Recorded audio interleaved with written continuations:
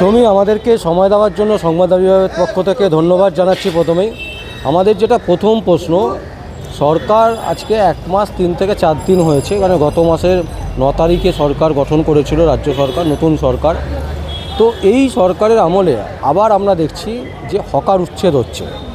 এই বিষয়টাকে একজন মানে আম পাবলিক এবং একজন আইনজীবী হিসাবে কিভাবে দেখছেন? প্রথম কথা, নতুন সরকার নতুনভাবে কাজ করছে।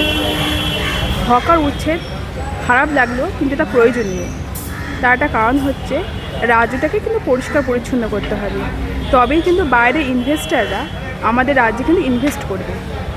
বাইরে থেকে রাজ্য থেকে আসা কোনো ইনভেস্টার বা বিদেশি কোনো রাজ্য থেকে আসা কোনো বিজনেসম্যান যদি আমাদের রাজ্যে ইনভেস্টমেন্ট করতে চায়, আর সেখানে যদি দেখে যে রাজ্যটা প্রচণ্ড নোংরাতে ভরা এবং যাওয়ার জায়গা নেই, কোনো স্কোপ নেই, কিছুই নেই, চারিদিকে হকাররা গিজগিজ করছে, তাহলে কিন্তু সে আর সেই জায়গাতে ইনভেস্টমেন্ট করবে না। দৃষ্টিনন্দন থাকাটা খুব প্রয়োজন। সেই কারণে কিন্তু হকারদেরকে উচ্ছেদ করছে। হকারদেরকে উচ্ছেদ করে দেওয়া এটা তার মানে এটা কখনোই নয় যে তাদের খারাপ চাইবে। ভবিষ্যতে তাদের জন্য নতুন নতুন প্ল্যাটফর্ম তৈরি হচ্ছে, তারা সেখানে তাদের জিনিসগুলো তারা কিনতে বিক্রি করতে পারবেন। তবে এখন এই মুহূর্তে যে সরকার আছে তাকে কিন্তু বেশ কিছুটা সময় দিতে লাগবে। রাতে সব কিছু পরিবর্তন হওয়া সম্ভব না।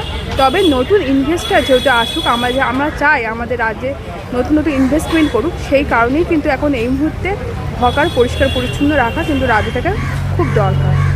আমার যেটা দ্বিতীয় প্রশ্ন, অবশ্যই হকার উচ্ছেদ হওয়া উচিত, হকার সরে গেলে রাজ্যে পরিষ্কার হবে, কিন্তু এটাও তো তার সাথে সাথে ঠিক যে এই যতদিন পর্যন্ত না শিল্প হবে ততদিন পর্যন্ত না ওনারা তাহলে কোথায় থাকবেন, ওনারা রোজগার করবেন কোথাও থেকে?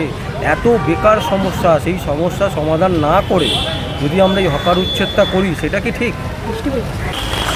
রাজ্যের মধ্যে যে বেকারত্ব সমস্যা তৈরি হয়েছে, সেই সমস্যা কিন্তু বিগত বছরে সিপিআইএম এবং টিএমসি সরকার দুজনে মিলেই কিন্তু বেকারত্ব সমস্যাটা তৈরি করেছে। সেই বেকারত্ব সমস্যাগুলোকে সমাধান করতেই কিন্তু এই রাজ্য সরকারের পদক্ষেপ। এবং যখন রাজ্য শিল্প আসবে, তখন এই যে হকাররা, তাদের জন্য হয়তো হতে পারে যে নতুন কোনো টাকা পয়সা বা কোনো রকম কোনো সাবসিডি দেওয়া হচ্ছে বিজনেস করার জন্য, সেটাও হতে পারে। বা যারা চাকরি করতে চায়, চাকরির জন্য কিন্তু নতুন নতুন সুযোগ বা সুবিধা আসবে যদি শিল্প আসে। শিল্প আসলে ছোটো ছোটো যে সমস্ত শিল্পগুলো বড় বড় শিল্পের উপর ডিপেন্ডেন্ট, তখন বড় শিল্প আসলে ছোট শিল্পগুলো কিন্তু আপনি গর্জে উঠবে। তার জন্য কিন্তু সরকার পদক্ষেপ নিচ্ছে। আর 3 মাসের মধ্যে রাজ্যটাকে ক্লিন করতে হবে। ক্লিন না করে ইনভেস্টমেন্ট হবে না। ইনভেস্টমেন্ট হলেই তবেই কিন্তু এই সমাধানগুলো, এই যে সমস্যা হয়েছে সেই সমাধানও কিন্তু সমাধান হবে। কিন্তু প্রশ্ন থেকে যাচ্ছে যে এই যে এত সংখ্যক বেকার যুবকরা যারা রাস্তায় বসে হকারি করছে, তাদের এই 3 মাস কীভাবে চলবে? তারা কিভাবে ওয়েট করবে? তাদের তো প্রত্যেক দিনের খাবার প্রত্যেক দিন জোগাড় করতে হয় এই হকারি করে। দেখুন, আপনাকে আমি একটা কথা বলি, যারা হকারিগিরি করতেন তারা কিন্তু সরকারকে ট্যাক্স দেয়নি, অবৈধভাবে বসে তারা কিন্তু হকারিগিরি করছে প্ল্যাটফর্মে বা অন্য জায়গায়।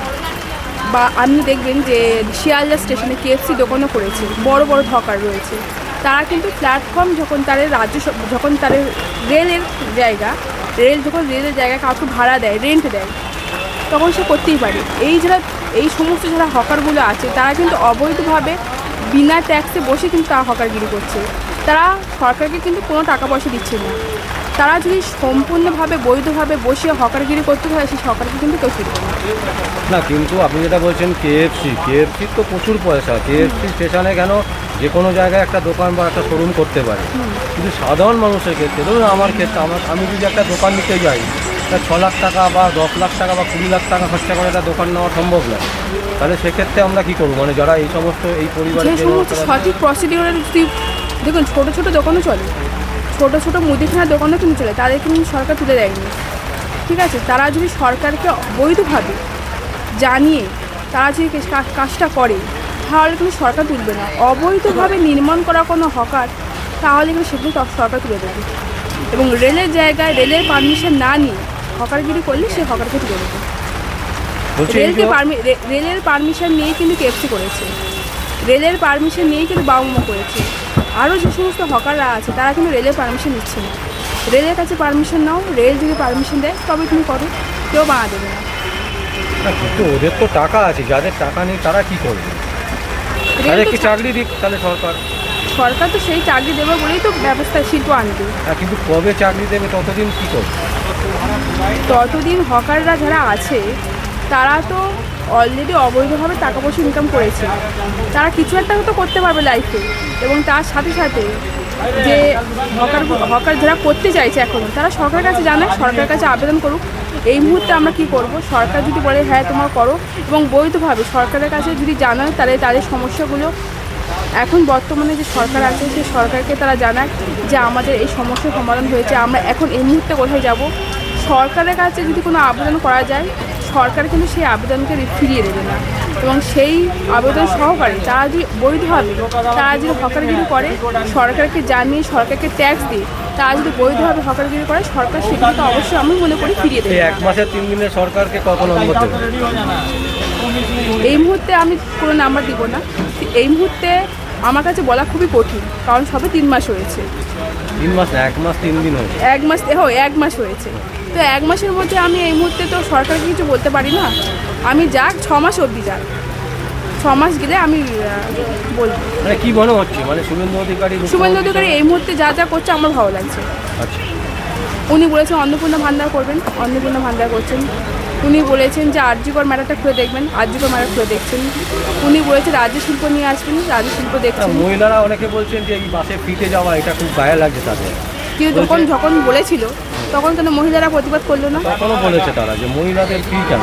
হ্যাঁ, তাহলে এর মহিলারা পরবর্তীকালে হয়তো এটা তুলে দিতে পারে। শুধু তাই নয়, আমরা দেখতে পাচ্ছি বিভিন্ন সরকারি বাস তারা মহিলাদের দেখলে দাঁড়াচ্ছে না, এই ভিডিও ফুটেজ আমাদের কাছে আছে। আচ্ছা, মানে এটা তাহলে কিভাবে নেবেন? এটা সরকারকে দেখা উচিত, সরকারের কাছে আবেদন করা উচিত। আমার মনে হয় সরকারের সাথে জনসংযোগ রাখা দরকার। জনগণ সরকারের সাথে জনসংযোগ সরকারের সাথে একটা সংযোগ রাখা দরকার। সরকারের কাছে সমস্ত সমস্যা জনগণের কাছে কিন্তু সবসময় পৌঁছায় না। জনগণকে উঠে দাঁড়িয়ে সরকারের কাছে আবেদন করা উচিত। আমাদের এখন এই মুহূর্তে কোন সুবিধাটা চাই, কোন সুবিধাটা অপ্রয়োজনীয় আমার মনে হচ্ছে, সেটা সরকারের কাছে বললে সরকার কিন্তু অবশ্যই সেটা ভেবে দেখবে। কারণ আমার এই মুহূর্তে শুভেন্দু অধিকারী যা যা কাজ করছে সেগুলো কিন্তু আমার মনে হচ্ছে খুব স্পিডে করছে এবং অন্যান্য সরকারের থেকে অনেক দ্রুত পদক্ষেপ নিচ্ছে।